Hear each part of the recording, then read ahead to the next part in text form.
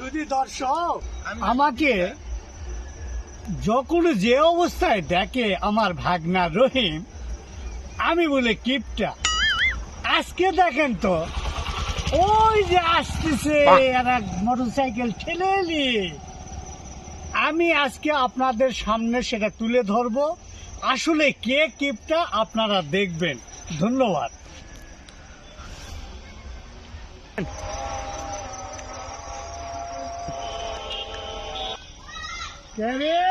ভাগনা, সালামু আলাইকুম মামা। ওয়ালাইকুম আসসালাম। মামা কেমন আছেন? আমি ভালো আছি। ভালো আছেন না? তো মামা কোথায় যাওয়া আছে? আমি একটু বাজারে যাব, কিন্তু আজকে তোমার একই দশা দেখিচ্ছে। আমি কি দেখলাম মামা? কি দেখলাম মানে, হ্যাঁ, আমি আসতেছি অনেক দূর থেকে, ফলো করতেছি।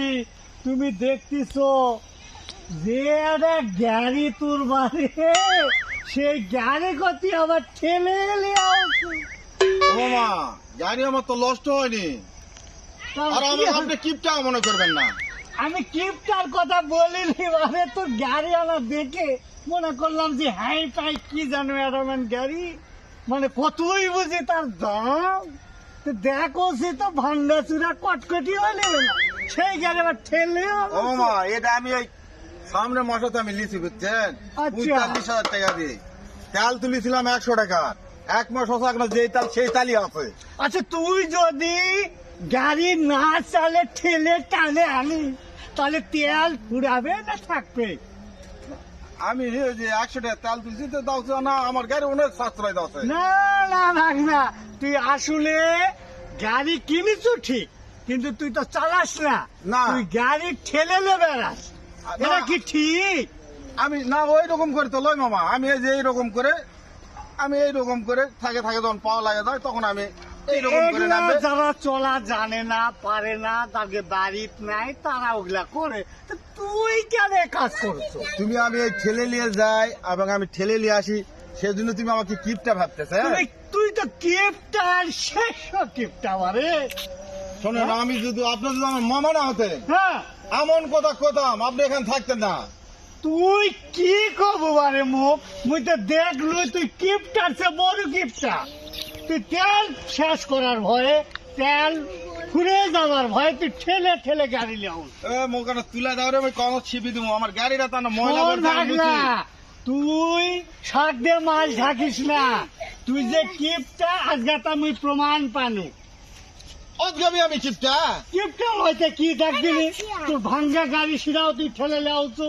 তেল আছে, আমি বলি যে নাই, তেল যে না ফুরাই এই জন্য তুই ঠেলে লেওছো। সত্যি কথা কছেন মামা, আমার যেন তেল না ফুরায় এই জন্য আমি ঠেলে লিয়ে মামা। হ্যাঁ, এই কথা আমার কজি মামা, তেল তেল না ফুরাই। তাহলে আমি কিপটা কোন জায়গায় ছিলাম আপনি? না, তুই কিপটা নয়, তোর বাপ কিপটা। আমার বাপ কিপটা হলে হওয়া পারে, কিন্তু আমার বাপ পেট শালা আপনি না। আমি তার সরা, ঠিক আছে, কিন্তু হ্যাঁ। তাই কিপটা। আমি তো কিপটা, সেটা তো ওই রহিম ভাগনা কয়, কিন্তু তুই যে কিপটা এটা তুমি জানো না।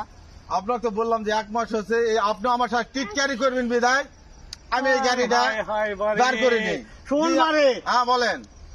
বই তোর মামা, মোর মান সম্মান তুই এভাবে হাটে বাজারে লস্তি করিস না, যে তোমার ভাগনা গাড়ি তেল না পুড়ে ঠেলে যায়। মামা যে এইরকম ভাগনা সেই রকম, তাহলে হাত মেলাও। হাত মিলাও। ধন্যবাদ, আসো মামা, আমি যাই তাহলে। না, আমিও গাড়ি ঠেলে যাবো। তাহলে ঠেলেন মামা, আমারটা ঠেলেন। কেন আমাদের তেল পুরাবে? ধন্যবাদ মামার ভালো না, যে মামা, কোনো উপকার করলে। আপদ নাই সেখানে। চলো ভাগনা। আমার মামার বুদ্ধি দেখে আমি অবাক হয়ে গেছি। দেখেন, আমার বাড়ির যায় যেন তার একটা খাওয়ার ব্যবস্থা আমি করি, সেই রকম একটা উনি পরিবেশ দাঁড় করাছে। আমার কি এত বোকা ভাবিছে? তাহলে ভুল করবে। আমি তাকে এই সুযোগ কখনোই দিব না যে আমার বাড়ির যায় তাকে কিছু খিলাবো। আমি তোমাকে বাইর দিয়ে যাবো না। বাইর দিয়ে গেলে কবো না ভাত দে, না হলে কবো না মুড়ি দে, না হলে কবো যে আনা চানাচুর দে, না হলে কবো যে আনা মোটরটা চালু করে 1 গ্লাস পানি আনে দে ঠান্ডা। মুদ্রা হবে না মামা। হ্যাঁ পারে মুই তো ওই জন্যই চাচ্ছু তুই সেই জায়গার মোর মাথা ও মামা তোরা দূরে পাও ধরছি পারে তুই মোর বাইরে যাস না তুই যা বাবা এই দিন যা যা কি? যা যা চলে যাবো হ্যাঁ বাবা যা তো কোন একদিন মুই বাইরে দাওয়াত লেগে খেলাম হলে যা আজ যাস না মামা ঠিক আছে আমি কেন পারে যা খোদা হবে যা